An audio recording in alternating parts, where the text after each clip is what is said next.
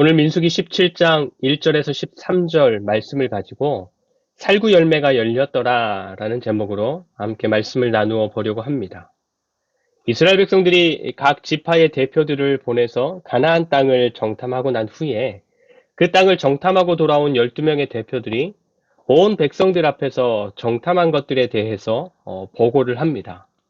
그런데 12명 모두가 동의하는 보고가 있었는가 하면 의견이 다른 것도 있었어요. 그쵸? 공통된 것은 무엇이죠? 그 땅은 정말로 듣던 대로 젖과 꿀이 흐르는 땅이라는 것. 그래서 이게 그 증거라면서 포도송이, 석류, 무화과들을 따서 보여준 것이죠. 그리고 그 땅 거주민은 강하고 세워진 성읍들은 크고 견고하고 또 아낙 자손들, 네피림, 거인들이라고 하죠. 그 거인들도 살고 있고 또 사람들은 산지에 거주하는 족속들이 있는가 하면 해변에 거주하고 있는 족속들도 있었다라는 보고가 모두가 동의하는 객관적인 보고였어요. 그런데 의견이 갈렸던 것은 10명의 대표들은 그러니까 우리는 안 돼. 들어갈 수 없어. 다 죽을 거야. 라는 보고였고, 근데 나머지 2명의 대표는 그래도 가자. 객관적인 사실이 그렇기는 하지만 우리는 이길 수 있다. 하나님께서 우리를 인도하시고 그 땅을 우리에게 주실 것이다. 무서워하지 말아라. 하나님께서 우리와 함께 하신다. 이렇게 두 편으로 갈린 것입니다. 그런데 그 대표들의 보고를 듣고 있었던 이스라엘 백성들은 이미 그 땅 백성들에 대한 두려움과 자기들을 이런 곳으로 인도하신 하나님과 모세에 대한 원망, 분노, 절망, 이러한 것들에 사로잡혀서 들어갈 수 있다, 가자, 이길 수 있다 라고 말하는 여호수아와 갈렙이 한 번만 더 말하면 돌로 쳐서 그 입을 막아버릴 그런 기세로 달려들고 있었던 것입니다. 그런데 그때 하나님께서 이스라엘 백성들 가운데 나타나셔서 그것을 막아서시는 거예요. 그리고는 그 백성들이 하나님에 대한 신뢰가 얼마만큼인지 또 하나님께서 주시고자 하는 땅에 대한 그들의 마음, 그들의 생각이 어떠한지를 그들 스스로가 정탐에 대한 보고와 반응을 통해서 증명한 대로 그 백성들을 향해서 하나님을 멸시하는 백성들, 하나님을 신뢰하지 않고 하나님께서 하시는 말씀을 따르지 않는 백성들이라고 결론을 내리십니다. 그래서 이 백성들을 처음에 계획했던 그 젖과 꿀이 흐르는 땅, 많은 것들이 풍족한 땅이 아니라 광야로, 정말로 아무것도 없는 광야로, 그래서 하나님만 바라볼 수밖에 없는 광야로 들어가게 하시는 것입니다. 그런데 이런 백성들을 향한 하나님의 평가에 벗어나지 않는 또 하나의 사건이 곧바로 이어집니다. 그게 16장의 사건인데요. 반역 사건입니다. 반역 사건. 레위인 중에 한 사람 고라라는 사람하고 르우벤 지파에 속한 다단, 아비람, 그리고 온이라는 사람이 하나의 당을 만들었어요. 그리고 또 백성들 중에서 인정받는 사람들 250명과 함께 이 사람들이 모세와 아론을 거슬러 들고 일어난 것입니다. 사실 이게 두 가지 반역이 함께 일어난 것인데 고라의 반역은 제사장 직분, 그래서 아론에게 집중된 것이고 또 다단과 아비람의 반역은 모세에게 이 전체 리더십에 초점이 맞추어진 불만 그리고 반역이었습니다. 그런데 이게 당이 만들어지고 이 사람 저 사람의 원망과 불만들이 더해지고 또 사람들이 모여지고 함께하면서 결국에는 회중들 가운데에서 모세와 아론을 공개적으로 대적하는 일이 일어났던 것인데 이 사람들이 하는 이야기가 당신들이나 우리나 차별 없이 우리 모두가 거룩한 사람들인데 당신들만 우리 백성을 대신해서 하나님 앞에 나아가고 또 왕처럼 우리 위해서 말하고 명령하는 것 이거 하지 말고 이제 우리도 그렇게 좀 해보자 라고 하면서 모세와 아론을 대적하려고 했던 것입니다. 그런데 가나안 정탐 후에 하나님을 원망하고 땅을 악평하는 백성들이 땅을 정복할 수 있다라고 말하는 여호수아와 갈렙을 막 돌로 치려고 할 때 하나님께서 그 백성들 가운데 나타나셔서 그 원망하는 사람들을 막아 서셨던 것처럼 이번에도 하나님께서 나타나셔서 모세와 아론을 대적하는 그 사람들을 막아 서십니다. 그리고는 땅을 쫙 갈라서 그 대적하는 사람들과 또 그 사람들에게 속한 모든 것들을 삼키게 하시는 것으로 이 반역 사건을 마무리하십니다. 그런데 반역한 사람들을 그렇게 깨끗하게 심판하셨는데 곧바로 그 다음 날 이스라엘 백성들이 모세와 아론 때문에 그 사람들이 죽었다라고 하면서 모세와 아론을 탓하면서 원망하기 시작하는 것입니다. 그러면서 이 원망과 탓하는 게 백성들 가운데로 막 점점점 번져가고 과열되니까 급기야 막 모세와 아론을 때리는 데까지 흘러가게 되었던 겁니다. 그래서 또다시 하나님께서 나타나셔서 개입을 하십니다. 그러면서 그런 백성들을 단번에 하나님께서 쓸어버리려고 하시는데 오히려 모세와 아론이 엎드려서 안 됩니다. 또 막아서는 것이죠. 하지만 이미 하나님의 진노와 함께 이제 연병이 백성들 중에 시작되었었기 때문에 아론이 그것을 위해서 속죄죄를 드리고 또 연병을 막아서기 전까지 많은 사람들이 죽어나는 이 일은 어찌할 수 없었던 것입니다. 그리고 오늘 17장 말씀인 거예요. 17장. 가나안 정탐 후에도 여러분 백성들 가운데 불신과 원망과 불평이 일어나서 하나님께서 나타나셨죠. 그리고 고라를 중심으로 모세와 아론을 향해서 거슬러 반역하는 일이 일어났을 때에도 하나님께서 나타나셨습니다. 또 고라와 그 함께한 사람들이 죽은 것이 모세와 아론 때문이라면서 모세와 아론을 막 때리면서까지 원망하고 난리치는 일이 일어났을 때에도 하나님께서 나타나셔서 심판하시는 것으로 이 일들을 마무리하셨습니다. 계속해서 하나님을 대신해서 백성들 가운데에서 일하는 모세와 아론을 거슬러 불평하고 원망하는 일이 일어나고 있었던 것이죠. 그래서 하나님께서는 오늘 말씀의 역사를 통해서 백성들 가운데에서 지속적으로 일어나고 있는 하나님께서 선택하신 사람을 향한 불신과 원망 그리고 대적하는 것을 마무리하시는 것입니다. 오늘 말씀 1절과 2절 말씀을 먼저 보겠습니다. 1절과 2절 여호와께서 모세에게 말씀하여 이르시되 너는 이스라엘 자손에게 말하여 그들 중에서 각 조상의 가문을 따라 지팡이 하나씩을 취하되 곧 그들의 조상의 가문대로 그 모든 지휘관에게서 지팡이 12를 취하고 그 사람들의 이름을 각각 그 지팡이에 쓰되. 아멘. 각 지파별로 그 지파를 대표하는 사람들이 지팡이를 가져와서 거기에 이름을 쓰라 하시는 거죠. 그리고 3절을 보시면 레위 지파가 준비한 지팡이에는 아론의 이름을 쓰는 것입니다. 그런데 뒤에 6절을 보시면 아론의 지팡이까지 포함해서 모두 지팡이가 몇 개예요? 12개. 그렇죠? 이스라엘 12지파는 레위 지파를 제외하고서 12개 지파인데 여기에서는 레위 지파를 포함해서 12개라고 하는 겁니다. 아마 이때는 에브라임과 므낫세가 원래 요셉 지파로 하나였었으니까 그 두 지파를 하나로 묶고 레위 지파를 넣어서 12개를 맞췄던 것 같아요. 그래서 그렇게 모은 12개의 지팡이를 4절 지성소의 증거궤 앞에 두는 것입니다. 여러분 하나님께서 준비하라고 말씀하신 지팡이 이 막대기는 이스라엘 백성들이 소나 양을 몰 때 쓰는 그런 막대기 또 모세가 이스라엘 백성들을 인도할 때 쓰던 그런 막대기 그런 것들을 모든 지파에게 준비해서 가져오라 이렇게 말씀하신 것입니다. 그래서 여기에서 지팡이는 다스리는 권세를 상징하는 거예요. 다스리는 권세. 르우벤부터 시작해서 베냐민까지 그리고 레위 지파에 이르기까지 하나님께서는 모든 지파에게 다스리는 권세를 상징하는 지팡이를 들려서 그 모든 지파들을 동일한 선 위에 세우시는 것입니다.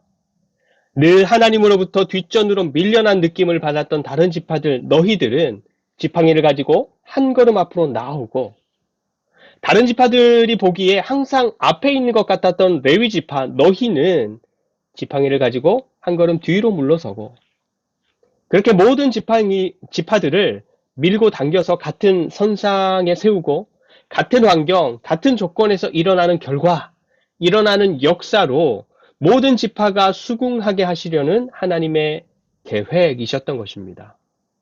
그래서 각 지파가 대표들의 이름을 써서 준비한 그 12개의 지팡이들을 누구도 함부로 접근할 수 없는, 사람들이 함부로 갔다가는 죽음을 면치 못하는 지성소, 하나님의 증거궤 앞에 그것을 가져다 놓게 하는 것입니다. 그리고는 하나님께서 말씀을 하십니다. 5절이죠. 5절.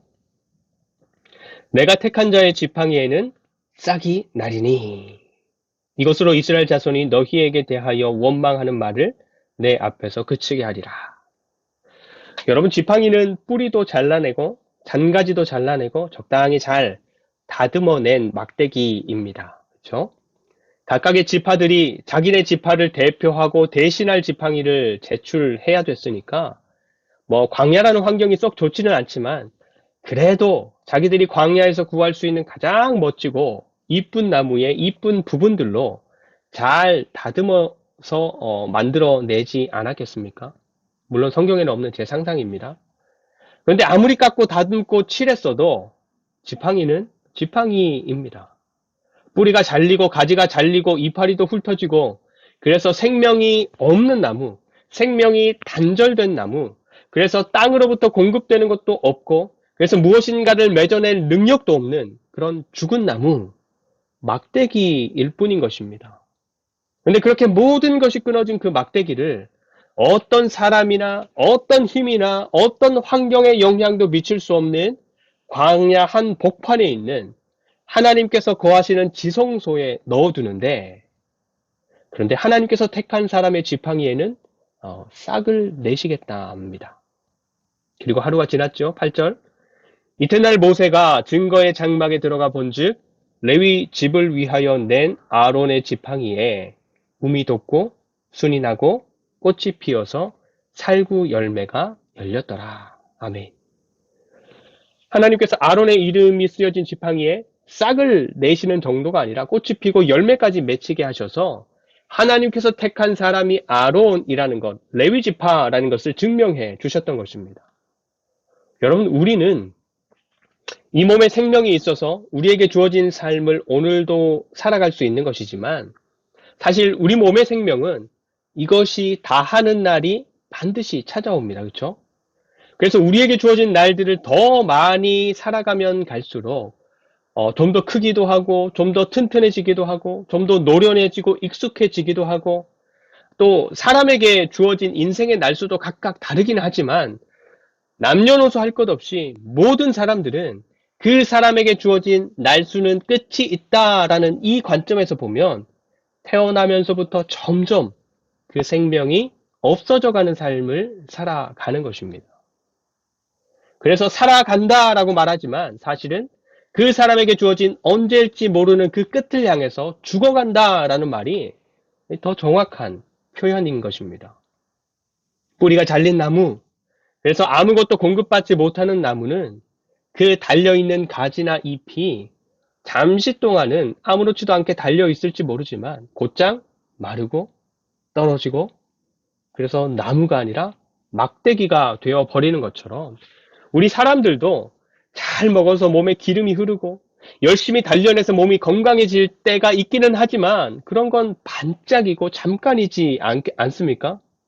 결국에는 생기를 잃는 그 지점을 향해서 소진해가고 약해져가고 없어져 가는 것 아니겠습니까? 그래서 마른 막대기 아무리 잘 깎고 다듬고 멋지게 칠해도 결국에는 마른 막대기, 좀 잘 쳐주면 멋진 막대기, 화려한 지팡이, 이 정도로 쳐줄 수 있는 운명이 바로 우리 모든 인류가 처한 운명 아니겠습니까? 근데 하나님께서 택하신 사람들, 하나님께서 택하신 막대기에는 싹이 난답니다. 이 세상에 있는 아무리 좋고 대단한 것들을 가져다가 바르고 붙이고 칠해도 겨우 멋진 막대기, 화려한 지팡이, 이 정도로 끝날 수밖에 없는 것이 바로 우리 모든 인류가 처한 운명인데, 하나님께서 택하신 사람들은 그 정도가 아니라는 거예요. 움이 돋고 순이 나고 꽃이 피고 열매가 맺히는 역사가 뿌리가 뽑히다 못해서 잘려진 막대기에서 생명의 역사가 일어난다라는 것입니다. 그래서 우리 그리스도인들의 인생은 내게 주어진 삶의 끝을 향해서 이 몸은 죽어가는 인생이지만 우리의 속사람은 um이 돋고 순이 나고 꽃이 피고 열매가 맺히는 생명의 삶을 살아가는 인생이 된다라는 것입니다. 여러분, 요즘 우리가 살아가는 삶은 어떻습니까? 사도 바울의 고백처럼 우리의 겉사람은 날마다 더 낡아져 가지만 우리의 속사람은 날마다 새로워지고, 그래서 um이 돋고 순이 나고 꽃이 피고 열매가 맺히는 그런 생명이 있고 생명이 자라나는 삶의 방향으로 살아가고 있습니까? 아니면 날마다 주어지는 일들과 주어지는 과제와 주어지는 문제와 어려움들 속에서 고치고 바르고 붙이고 칠하고 다듬는, 그래서 생명의 삶을 살아가는 것인지 아니면 끝을 향해서 죽어가는 것인지조차 생각하지 못하고, 그래서 헤아리지 못하는 그런 인생을 살아가고 있습니까? 여러분, 지난 한 주간의 삶은 어땠습니까? 지나온 한 달의 삶은 어땠습니까? 9절 말씀을 보겠습니다.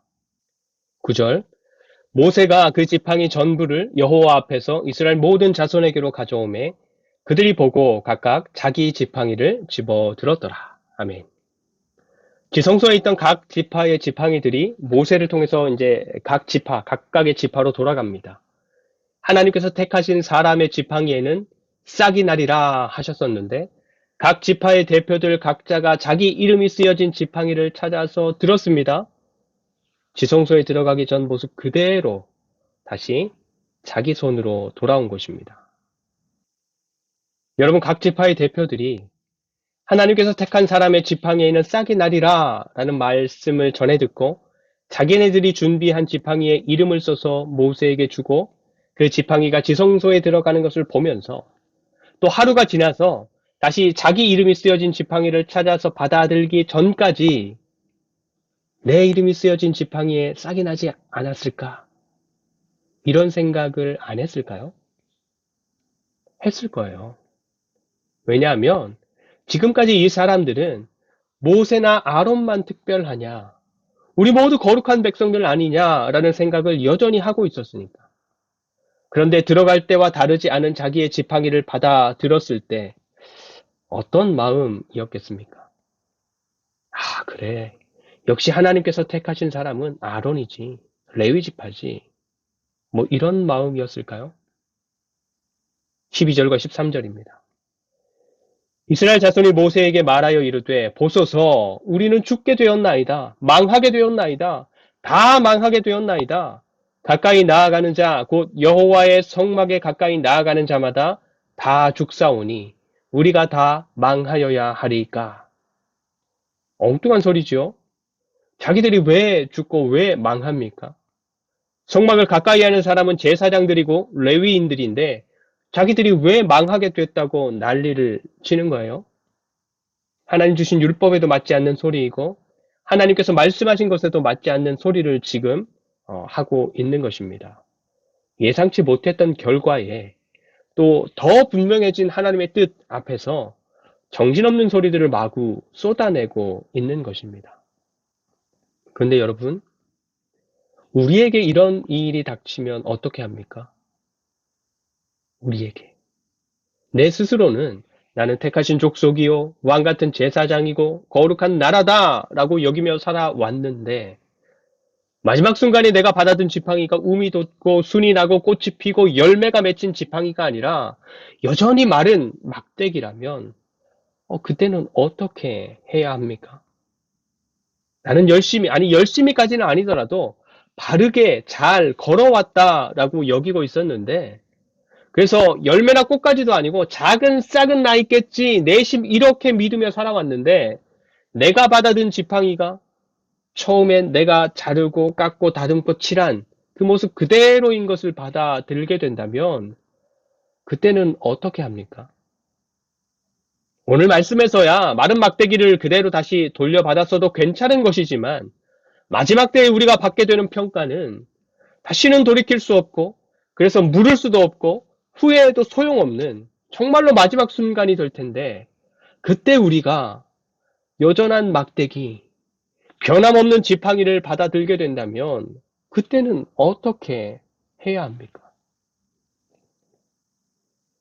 눈에 보이지 않는 하나님을 신뢰하지 못하고, 그래서 하나님께서 세우신 모세와 아론도 믿지 못하고 따르지 못하고, 그래서 원망하고 불평하는 백성들 앞에 우미 돋고 순이 나고 꽃이 피어서 살구 열매가 맺힌 지팡이가 나타났습니다. 여기에 이제 이 살구나무는 우리가 아는 살구나무, 그 살구나무가 아니라 아몬드 나무입니다. 아몬드 나무. 근데 이 단어는 샤카드라는 말에서 유래된 단어인데, 깨어있다, 지켜보다라는 뜻이에요. 지금 우리 눈에 안 보인다고 여기에 없는 하나님이 아니고, 아무 일도 없는 척, 나는 아닌 척, 그런 식으로 아무도 모르게 넘어가고 정당화하고 스스로 만족한다라고 해서 그렇게 괜찮은 듯 넘어가시는 하나님이 아니라, 하나님께서는 처음부터 끝까지 하나부터 열까지 우리의 모든 것을 전부를 지켜보고 계신 분이시다라는 것이겠죠. 그래서 마른 막대기를 살게 하시는 하나님은 이미 생명이 끊어진 그 막대기에 싹이 나는 것을 넘어서 열매까지 맺게 하시는 하나님은 너희들이 무엇을 기대하는지도 알고, 너희들이 원망하는 이유도 알고, 혼자 생각하는 그것도, 그 마음속의 동기까지도 모든 것을 지켜보고 계신 하나님이다 라는 것을 분명하게 말씀하시는 것입니다. 그러니 앞으로 너희들 스스로 판단해서 그렇게 토달지 말라 하시는 것이겠죠. 마른 막대기와 같은 우리의 인생, 이 세상에서 얻는 것으로는 절대로 띄울 수 없고 맺을 수 없는 순과 꽃과 열매를 키우고 피게 하시고 맺도록 하시는 분이 바로 우리가 믿는 하나님이라는 것이 정말로 믿어지는 은혜가 있기를 축복합니다. 그래서 늘 깨어서 우리의 모든 것을 지켜보시면서 지켜주시고, 또 늘 우리와 한편이 되셔서 돌보아 주시는 하나님, 그래서 그 하나님과 함께 생명의 길을 걷는 저와 여러분들, 하나님께서 공급하시는 것으로 우미 돋고 순이 나고 꽃이 피고 열매를 맺는 저와 여러분들의 삶, 그리고 사랑하는 하늘둥지 교회의 삶이 되시기를 간절히 축원드립니다. 기도하겠습니다. 하나님께서 늘 깨어서 우리를 지켜보신다는 것이 다른 백성들에게는 불편함이었겠지만, 하나님의 선택을 받은 아론에게는 그것이 든든함이었고 안정감이었고 감사였고 찬양이었습니다. 늘 우리가 하나님의 손에 붙들린 그리스도인으로 삶을 살아가게 하시고, 그래서 하나님의 샤카드의 은혜를 맛보는 축복된 삶을 살아가게 하여 주시옵소서. 봄이 오면서 새로운 생명들이 움돋고 만물의 생명력이 넘치는 좋은 것들도 보이지만, 황사나 꽃가루, 또 미세먼지들로 당신의 자녀들이 아프기도 합니다. 좋은 것을 감사하고 불편한 것들 속에서 인내를 배우게 하셔서, 또 그렇게 하나님의 지켜보심 가운데에서 생명의 길을 걷는 사랑하는 자녀들이 되게 하여 주시옵소서. 한 주간의 삶도 강건하게 지켜주시기를 원하오며, 우리의 생명의 능력 되시는 예수 그리스도의 이름으로 간절히 축복하며 기도드립니다. 아멘.